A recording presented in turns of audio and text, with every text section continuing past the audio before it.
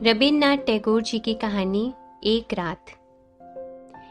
एक ही पाठशाला में सुरबाला के साथ पढ़ा हूँ और बऊ बऊ खेला हूँ।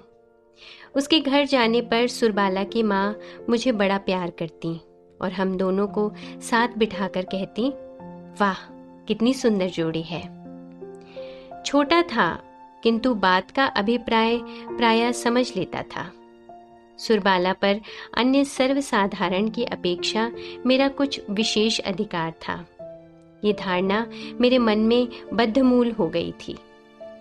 इस अधिकार मत से मत होकर उस पर मैं शासन और अत्याचार ना करता हूँ, ऐसी बात ना थी। वह भी सहिष्णु भाव से हर तरह से मेरी फरमाइश पूरी करती और दंड वहन करती।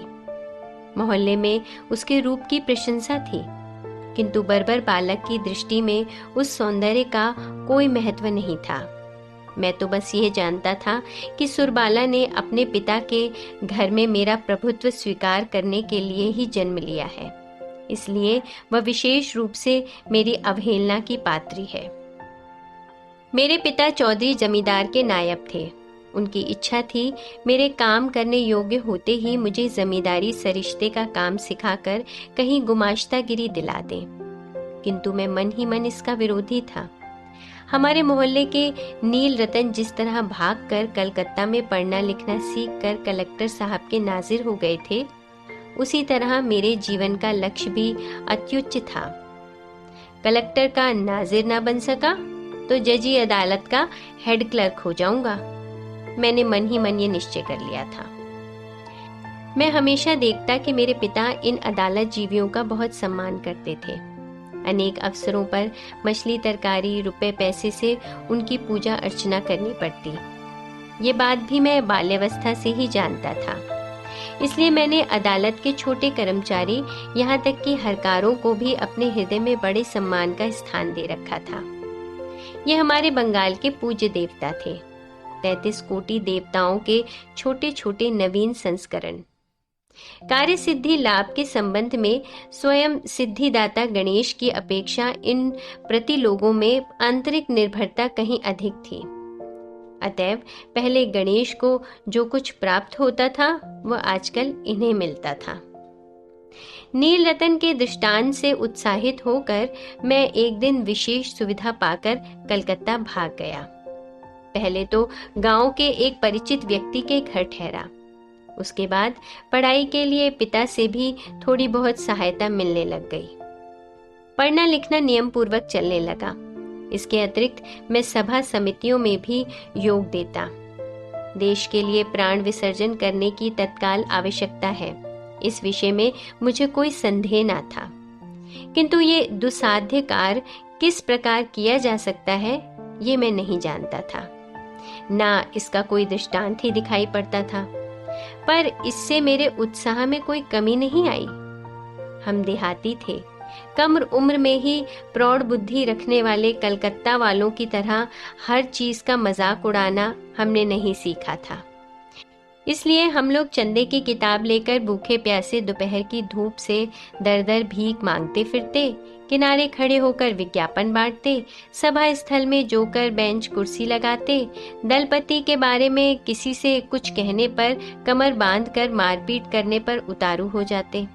शहर के लड़के हमारे ये लक्षण देखकर हमें गंवार कहते। आया तो था नाजिर सरिश्तेदार बनने, पर मैजनी गैरी बाल्डी बनने की तैयारी करने लग गया। इसी समय मेरे पिता और सुरबाला के पिता ने एकमत होकर सुरबाला के साथ मेरा विवाह करने का निश्चय किया। मैं 15 वर्ष की अवस्था में कलकत्ता भाग आया था। उस समय सुरबाला की अवस्था 8 वर्ष की थी। अब मैं 18 वर्ष का था। पिता के अनुसार मेरे विवाह की आयु धीरे धीरे निकली जा रही थी, पर मैंने मन ही मन ये प्रतिज्ञा कर ली थी कि आजीवन अविवाहित रहकर स्वदेश के लिए मर मिटूंगा। मैंने पिता से कहा, पढ़ाई पूरी किए बिना मैं विवाह नहीं कर सकता। 2-4 महीने के बाद ही खबर मिली कि वकील रामलोचन बाबू के साथ सुरबाला का विवाह हो गया है। मैं तो पतित भारत की चंदा वसूली के काम में व्यस्त था। मुझे ये समाचार अत्यंत तुच्छ मालूम पड़ा। एंट्रेंस पास कर लिया था। फर्स्ट ईयर आर्ट्स में जाने का विचार था, कि तभी पिता की मृत्यु हो गई। परिवार में मैं अकेला नहीं था, माता थी और 2 बहनें। अतएव कॉलेज छोड़कर काम की तलाश में निकलना पड़ा। बहुत कोशिशों के बाद नोआखाली डिवीजन के एक छोटे से शहर के एंट्रेंस स्कूल में असिस्टेंट मास्टर का पद मिला। सोचा मेरे उपयुक्त काम मिल गया है। उपदेश तथा उत्साह प्रदान करके प्रत्येक विद्यार्थी को भावी भारत का सेनापति बना दूंगा। काम आरंभ कर दिया। देखा भारतवर्ष के भविष्य की अपेक्षा आसन्न इम्तिहान की चिंता कहीं ज्यादा की जाती थी। छात्रों को ग्रामर और अलजेब्रा के बाहर की कोई बात बताते ही हेडमास्टर नाराज हो जाते। 2-1 महीने में मेरा उत्साह ठंडा पड़ गया।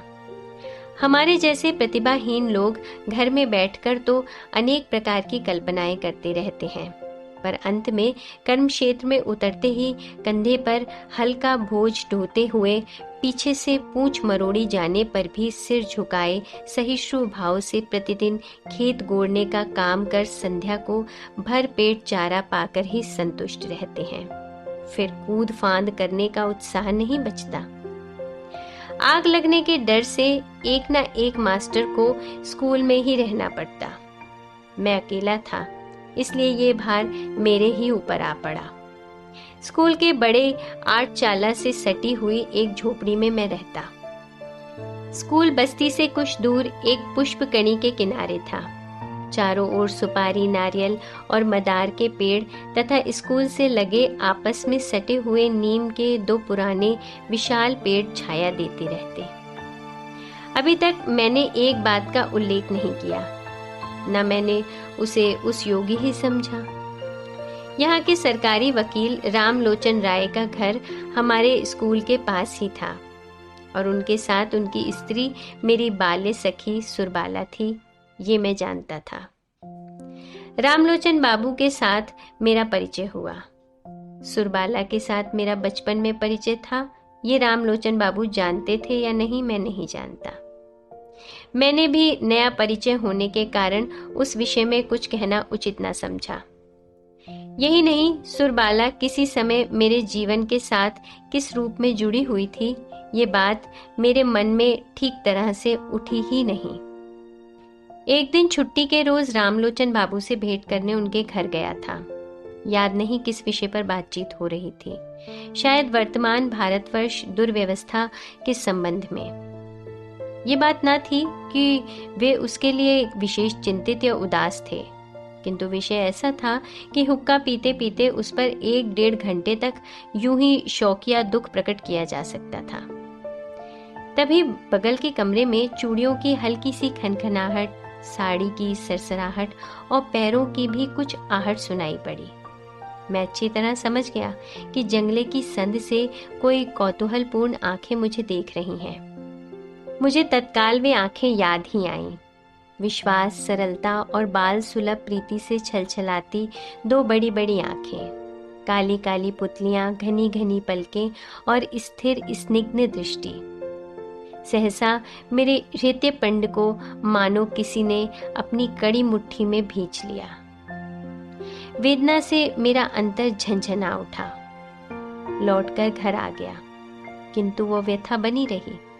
पढ़ना लिखना जो भी करता, किसी तरह मन का भार दूर ना हो पाता। शाम के समय मैं कुछ शांत चित्त होकर सोचने लगा कि आखिर ऐसा हुआ क्यों। उत्तर में मन बोल उठा, तुम्हारी वो सुरबाला कहाँ गई? मैंने कहा, मैंने तो उसे स्वेच्छा से ही छोड़ दिया था। वो क्या मेरे लिए ही बैठी रहती? मन के भीतर से कोई बोल उठा, उस समय जिसे चाहते ही पा सकते थे, अब उसे सिर पटककर मर जाने पर भी एक बार देखने तक का अधिकार तुम्हें नहीं मिल सकता।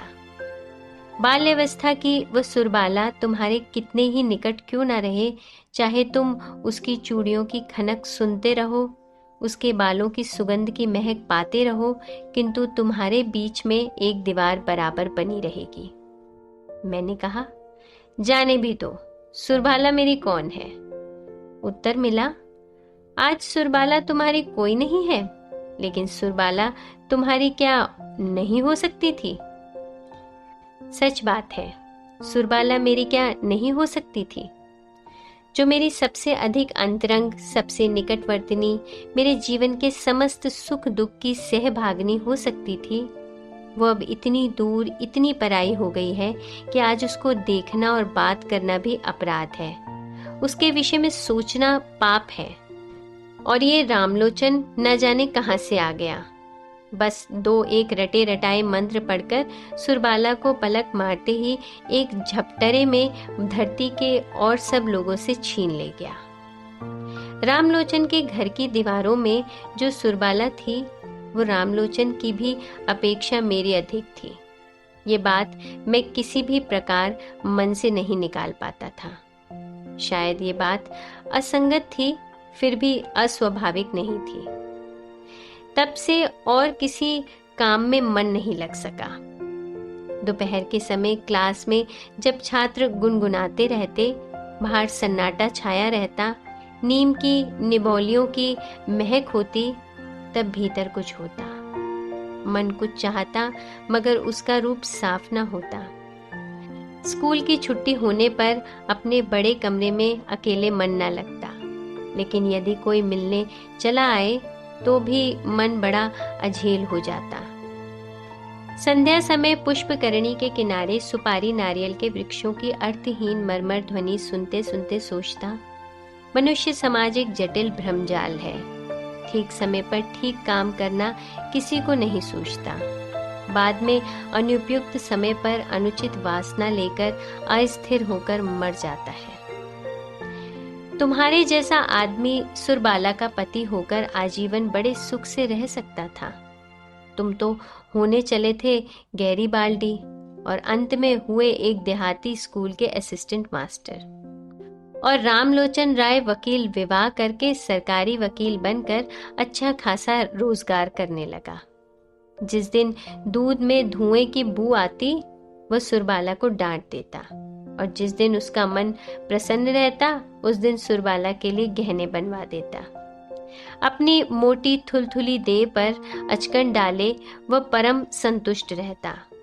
वह कभी भी तालाब के किनारे बैठकर आकाश के तारों की ओर देखता हुआ आहें भरते हुए शाम नहीं गुजारता। एक बड़े मुकदमे में रामलोचन कुछ दिन के लिए बाहर गया था। अपने स्कूल भवन में मैं जिस तरह अकेला था, शायद उस दिन सुरबाला भी अपने घर में उसी तरह अकेली थी।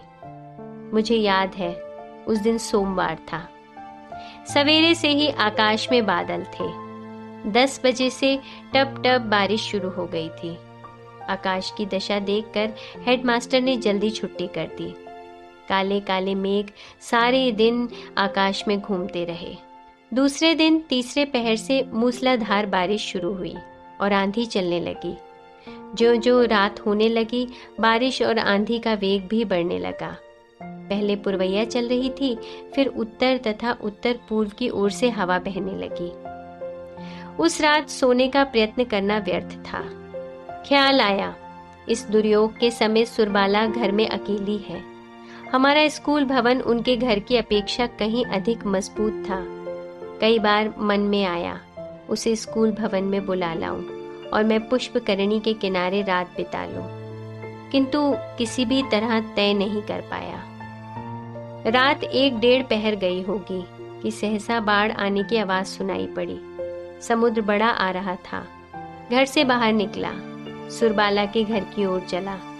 रास्ते में अपनी पुष्पकरणी का किनारा पड़ा। वहां तक आते आते पानी मेरे घुटनों तक पहुंच गया था। मैं ज्यों ही किनारे पर जाकर खड़ा हुआ, त्यों ही एक और तरंग आ पहुंची।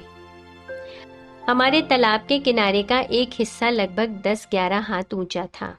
जिस समय मैं किनारे पर चढ़ा, उसी समय विपरीत दिशा से एक और व्यक्ति भी चढ़ा।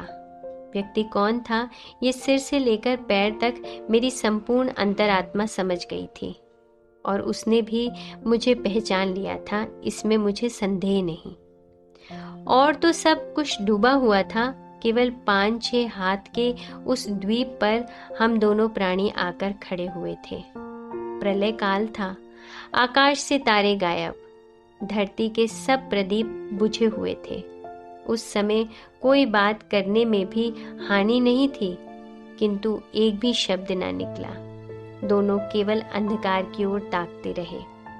आज संसार छोड़कर सुरबाला मेरे पास आकर खड़ी थी। मुझे छोड़कर आज सुरबाला का कोई नहीं था।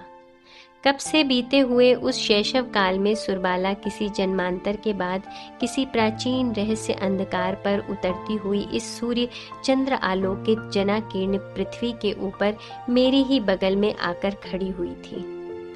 जन्म स्रोत ने उस नव कलिका को मेरे पास लाकर फेंक दिया था। मृत्यु स्रोत ने उस विकसित पुष्प को भी मेरे ही पास ला फेंका।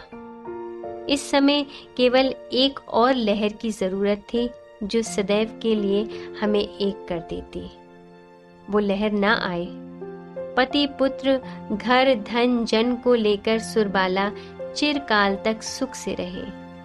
मैंने इसी रात में महाप्रलय के किनारे अनंत आनंद का स्वाद पा लिया। रात समाप्त होने को आई। आंधी थम गई, पानी उतर गया। सुरबाला बिना कुछ कहे घर चली गई। मैं भी बिना कुछ कहे अपने घर चला आया। मैंने सोचा मैं नाजिर भी नहीं हुआ, सरिश्तेदार भी नहीं हुआ, गैरीबाल्डी भी नहीं हुआ। मैं एक टूटे फूटे स्कूल का असिस्टेंट मास्टर रह गया। मेरे संपूर्ण जीवन में केवल क्षण भर के लिए एक अनंत रात्रि का उदय हुआ था। शायद वही जीवन की एकमात्र चरम सार्थकता थी। रविन्द्रनाथ टैगोर जी की कहानी एक रात। कथावाचक निधि सहगल।